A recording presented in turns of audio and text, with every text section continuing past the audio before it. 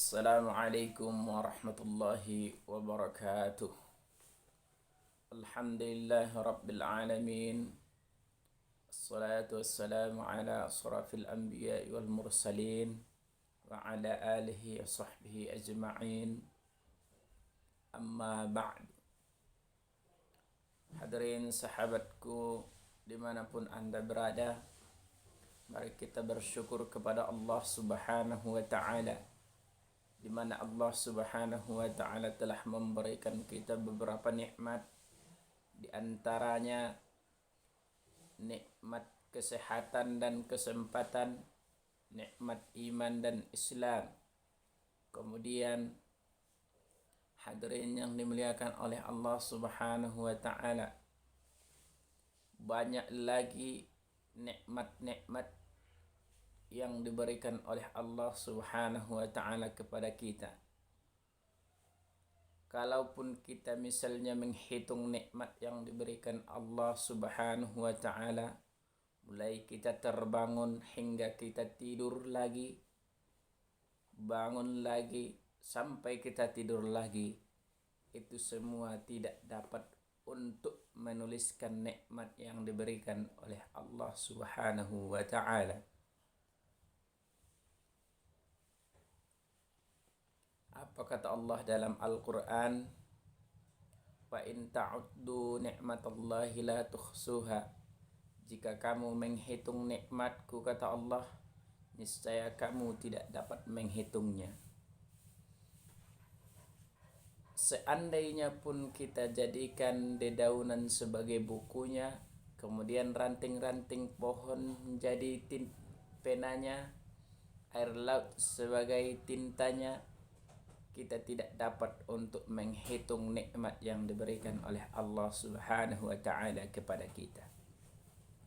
Maka hadirin yang dimuliakan Allah Subhanahu wa taala, patut kita mensyukurinya dengan mengucapkan kalimat thayyibah, alhamdulillahi rabbil alamin. Kemudian langkah yang kedua, salawat serta salam semoga senantiasa tercurah ke ruh Nabi Muhammad sallallahu alaihi wasallam, di mana baginda Nabi besar Muhammad sallallahu alaihi wasallam yang memperjuangkan agama ini dengan berbagai macam rintangan, mulai daripada dilempari dengan kotoran unta sampai dibilang beliau adalah seorang penyihir.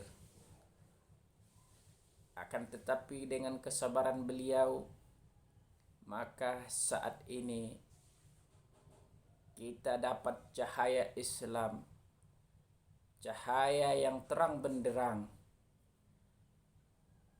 cahaya sehingga kita bisa berakhlakul karimah, memeluk agama Islam pada saat ini. Maka oleh karena itu hadirin yang dimuliakan Allah Subhanahu wa taala, mari kita mengucapkan salawat yang ringan dalam ucapan, namun tetap berat dalam timbangannya Allah Subhanahu wa taala. Apa kata Rasulullah sallallahu alaihi wasallam melalui hadisnya? Siapa yang bersalawat kepadaku 1 kali, maka Allah Subhanahu wa taala akan membalasnya 10 kali kebaikan. Ayo kita bersalawat. Allahumma salli wa sallim wa barik ala sayyidina Muhammad wa ala ali sayyidina Muhammad. Hadirin sahabatku dimanapun anda berada, semoga kita dalam sehat wal afiat dan dilapangkan Allah rezekinya. Pembahasan kita kali ini adalah tentang 10 Muharram. Hadirin yang dimuliakan Allah Subhanahu wa taala, ada beberapa kejadian besar di tanggal 10 bulan Muharram. Apa saja itu? Yang pertama adalah dikabulkannya dan diterimanya taubat Nabi Adam alaihi salam.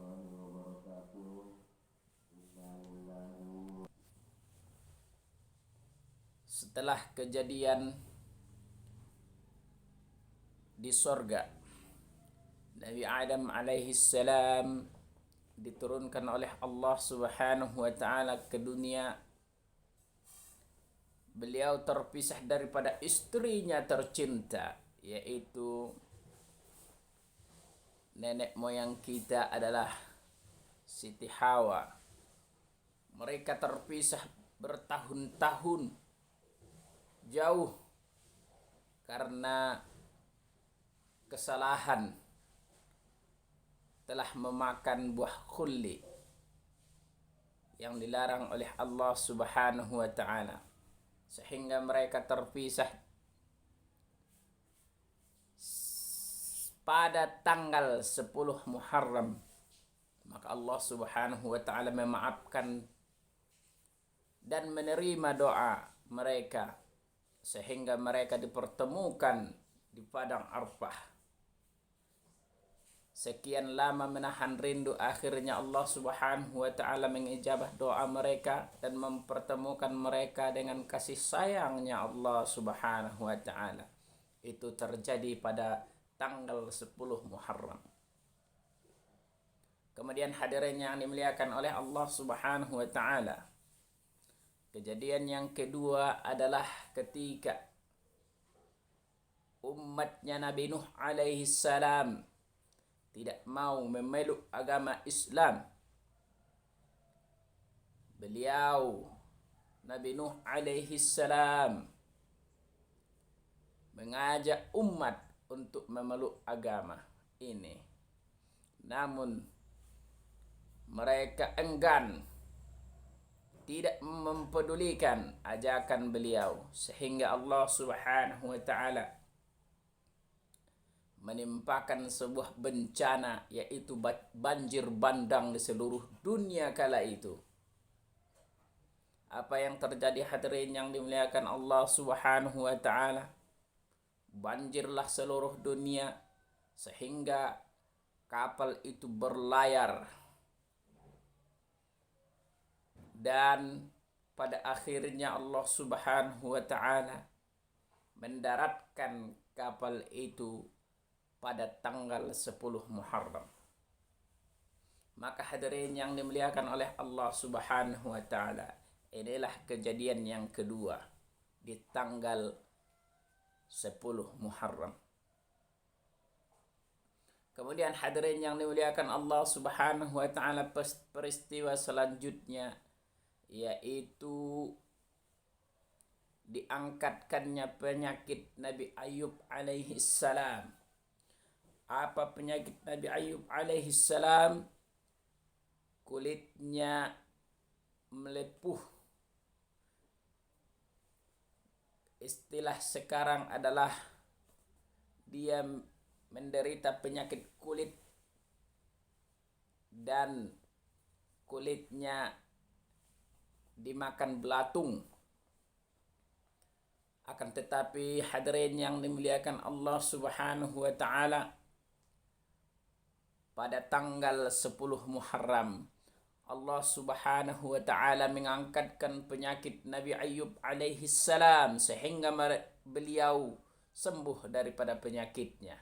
Itu terjadi pada tanggal 10 Muharram.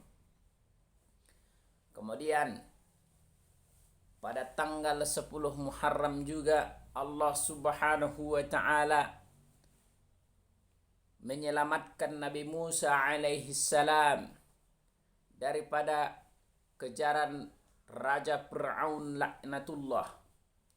Ketika Nabi Musa alaihi salam menyelamatkan diri dan kaumnya,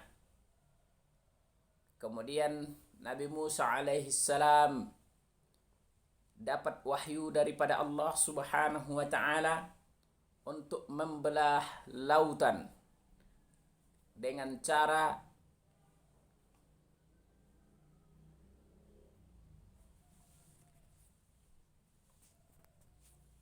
memukulkan tongkatnya ke lautan. Maka laut itu terbelah dengan izin Allah Subhanahu wa taala.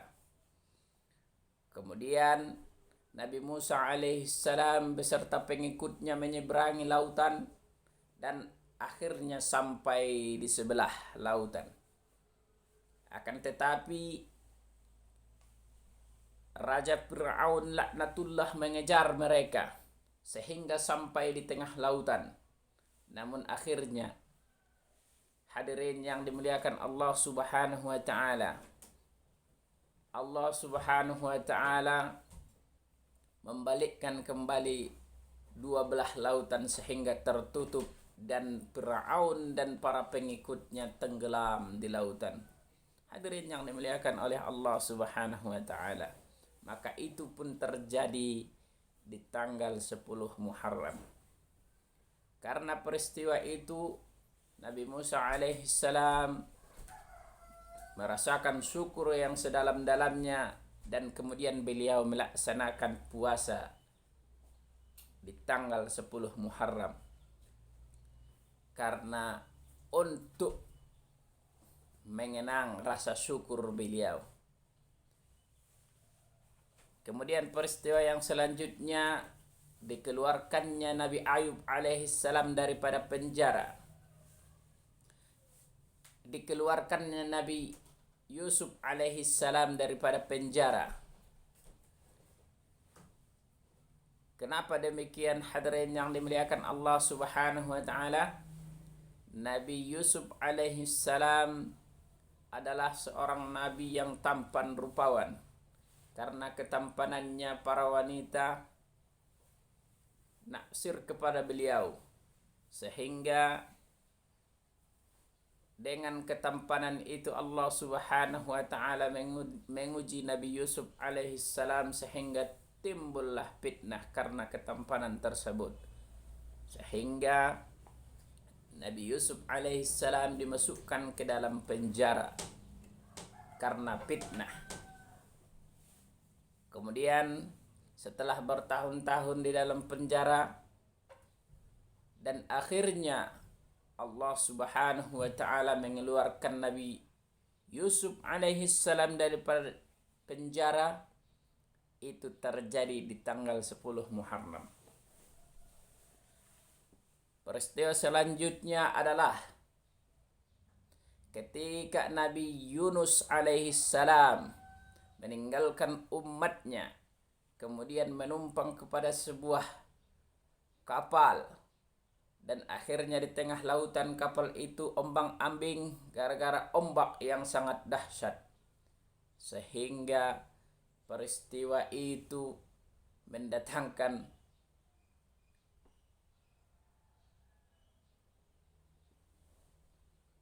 murka Allah Subhanahu wa taala, sehingga Nabi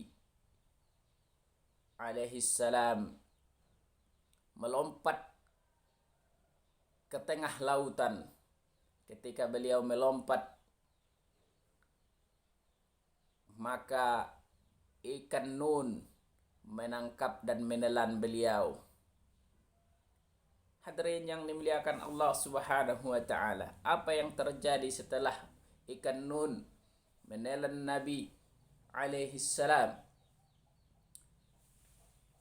Beliau Nabi Yunus alaihissalam berdoa minta ampun di dalam perut ikan nun kepada Allah Subhanahu wa taala. Apa doanya? Ketika berada di perut ikan nun yang gelap gulita, berada dalam kegelapan, tidak dapat melihat matahari, namun beliau tetap hidup di dalam perut ikan nun, maka beliau berdoa kepada Allah dan minta ampun kepada Allah, sadar akan dosanya karena meninggalkan umat beliau. Maka beliau berdoa kepada Allah Subhanahu wa taala dengan hati yang sesungguhnya. Apa doanya hadirin yang dimuliakan Allah Subhanahu wa taala? La ilaha illa anta subhanaka inni kuntu minaz zalimin.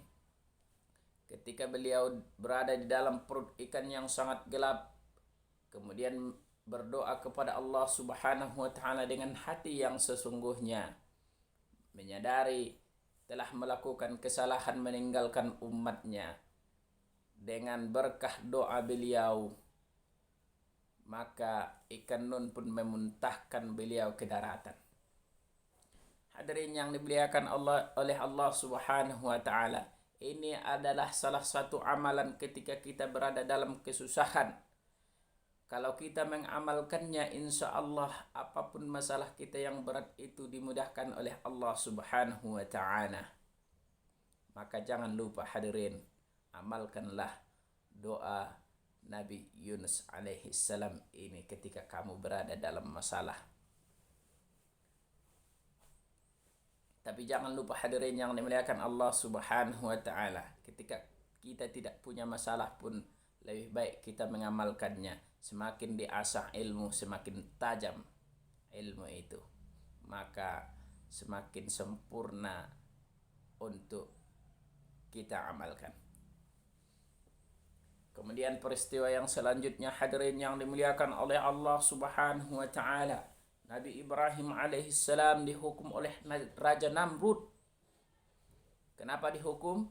Karena beliau menghancurkan patung-patung sesembahan mereka, menghancurkan, mengkampak seluruh berhala-berhala di zaman itu, sehingga Raja Namrud murka kepada beliau dan menghukum beliau dengan melemparnya ke dalam api yang menyala-nyala.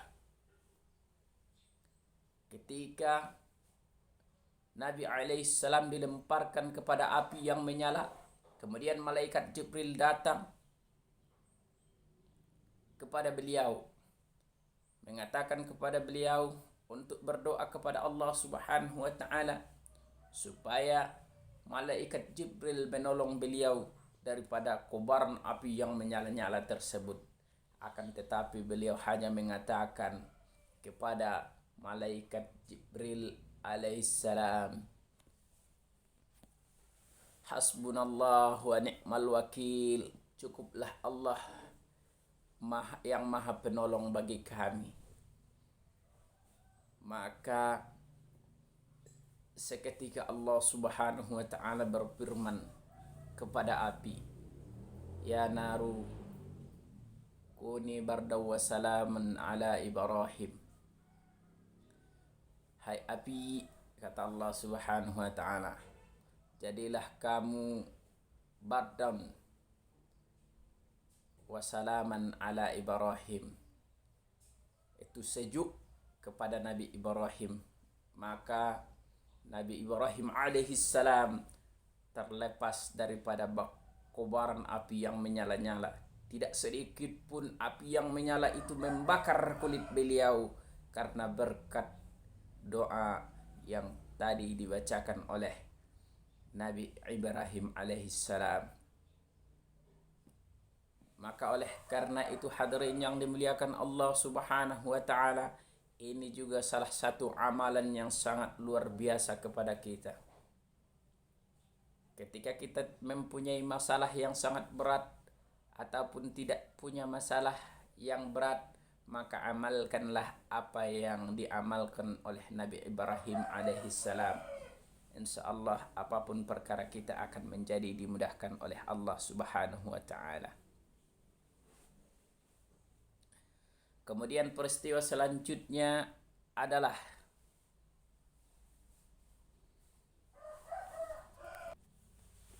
Nabi Muhammad sallallahu alaihi wasallam mengadakan puasa sunnah di tanggal 10 Muharram. Apa kata beliau, Nabi besar Muhammad sallallahu alaihi wasallam adalah hadirin yang dimuliakan Allah Subhanahu wa taala, puasa sunnahlah tanggal 9 dan 10 Muharram.